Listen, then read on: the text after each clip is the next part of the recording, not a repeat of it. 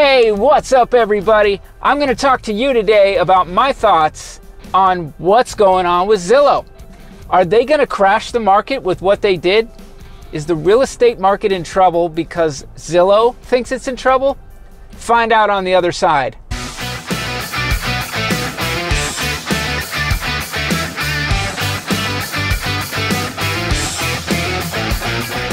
What's up everybody? Rob Hau, Rockstar Realtor. I'm the realtor, you're the rock star, and I work for Elite Realty. If you're looking for a realtor, now you know how. So today I'm going to talk about Zillow. They decided they wanted to get out of their position.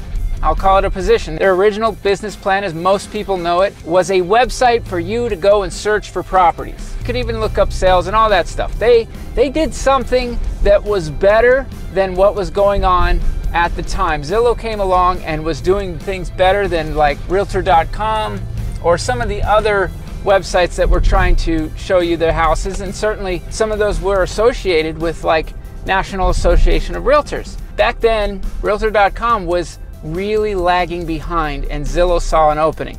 They saw an opening to come in and help you find a home. Along the line, they got a great idea. Let's give people an idea of what their house is worth, their Zestimate. Now, I will say, sometimes it's correct. When the comps are really easy to read, you have very, very similar type properties that have sold, Zillow can be very on point with that. It's not going to be terribly far off. But for more complicated stuff where there's more detail involved in your property, Zillow's not going to know that stuff. It's just going to tell you whether the market is going up or down. Along the way here, I'm going to tell you another reason that you cannot trust that, and it's a big reason. I think that it is tied to where they are right now. I'm going to tell you my thoughts. Now, this is not something I got for sure evidence on, but I think I've had enough glimpse into a few things that tells me this may be what's going on. Along the way, they changed their business model, which was that to show you those things, and then they would sell leads to realtors. Realtors would pay, and they still do, to have you call them through Zillow. Okay, that's like, you know, real easy, right? I don't even need to market myself. I can just go to Zillow and pay them to bring you to my doorstep and have you call me on a property that's not even my property. They basically resell the leads. They have these Zillow Premier agents. And if I was gonna pay for any product out there, I've always said Zillow is the one I would pay for because it is proven. There are agents that do very well by just paying Zillow to send them over on leads.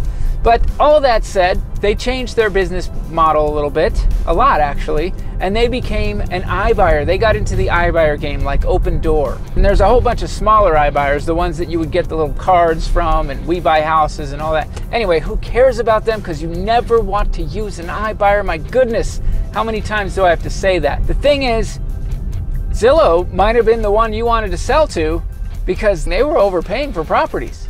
They were overpaying. Basically, they have a bunch of inventory and they got kind of caught. They were in a competition buying properties, you know, with against these other iBuyers, and they were giving higher offers, thinking that they would get even more value out of the property that they could resell, but they were starting to lose money.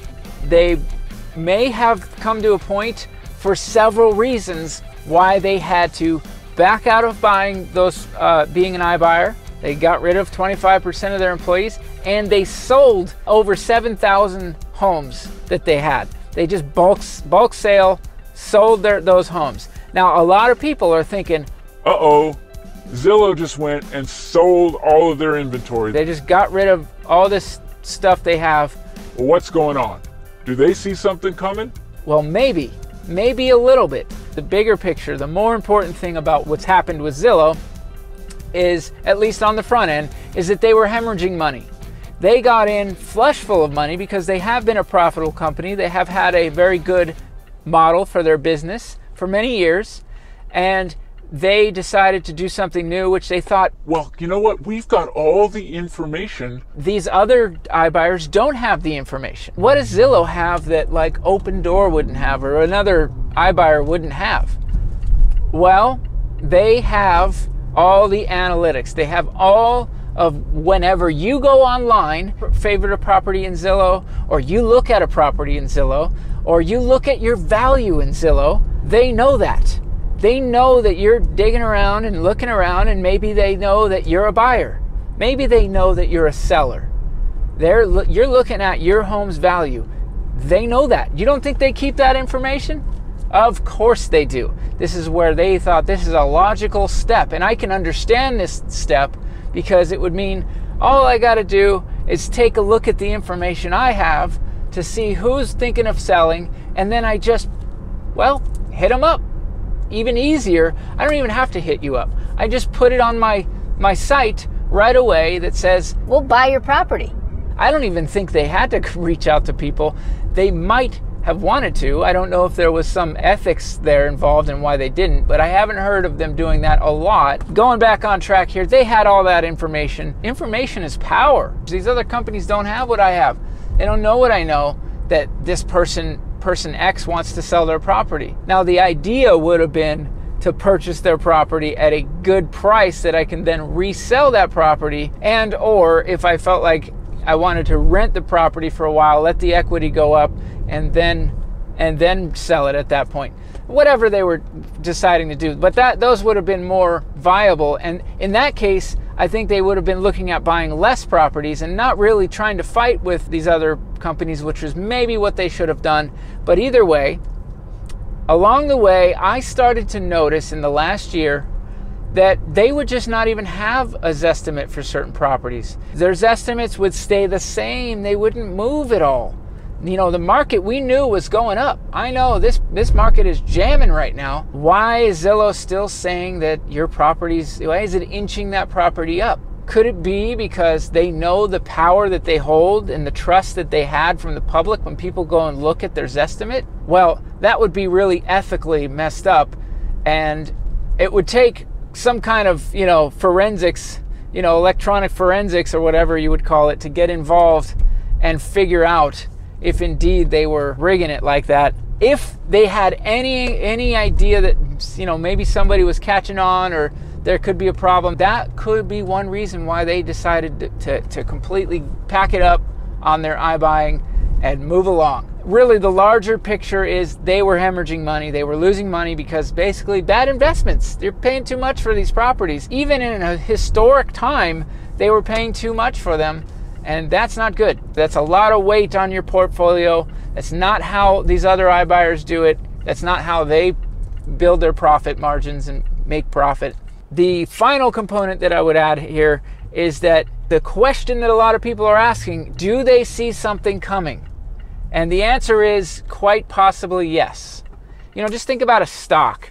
You bought the stock and the stock went down. If you really believe in that stock, you might hang out and wait and hold on to it. But how long would you hold out for before you realized that this stock may only have a downside to it? And that's where I think Zillow is at. They figured out that, you know what? There's only a downside for us. And looking ahead at our market, after historic gains, after absolutely smashing, year and a half to nearly 2 years, after many years of plus, are we going to continue that kind of trend? If I'm Zillow, I don't think I can bet on that. Well, maybe it's time to sell and just take your losses. Now, I think they do see the writing on the wall for themselves. Some people are equating that to, oh my goodness, they just threw all this property onto the market. No, they actually kind of didn't. They sold it off to one large investor that may start doling it out. But that investor who bought that, that they're not going to want to flood the market. I mean, this is just like what I've been saying about the mortgage holders that have people that are behind. They're not going to want to flood the market with foreclosures. They're going to want to work those out and or sort of like a balloon, let them out slowly. Same thing here. They're either going to rent those properties out or keep them rented. They may be, some of them are already rented, and or slowly start selling the properties off. Because they bought them in bulk, they got a deal, they have more opportunity, they have more ability to do what they need to do. I'm sure that was also an experienced crew that they have. They have crews throughout the different states that they are going to own these properties. Anyway, that's my guess on all that. You know, you're going to have a number of things converging on each other, whether it's the possibility of some of these people that are coming out of forbearance and foreclosures, or just the market just kind of slowing and getting too high for people, and interest rates if they go up. If a number of these things converge along with these types of sell-offs, these types of things that could bring more inventory to our market, well, you can darn well bet that the market will change and it will become a better buyer's market. The problem is in the interest rate for the buyer. That really is where, you know, boy, the money is sure good right now. If it gets a little not as good, well, when does that threshold start to take effect? So there's my drive thoughts for today. I actually did have something to do, and I passed by the property that I was going to. I had to go pick up a lockbox over here in Summerlin South, of course. But I hope that everybody has a great day. I hope you enjoyed my little thoughts on Zillow and whether or not they're going to, you know, be a problem out there. Zillow's going to go back to what they have always done, by the way. Zillow isn't going anywhere. And the reason why they could take this risk, if you will, and go this route was because they always have their original business model in place, which they do a fine job of. Anyway, I'm Rob Hau, Rockstar Realtor. I'm the realtor, you're the rock star. I work for Elite Realty, and if you need a realtor, well, now you know how. Give me a call anytime, 702-461-7175, or email me at rob@robhaurockstarrealtor.com, or tie a note around a rock and throw it through my window. I don't care how you get a hold of me, just do it when you're ready, all right? Sellers, you get out there and make your stuff happen now.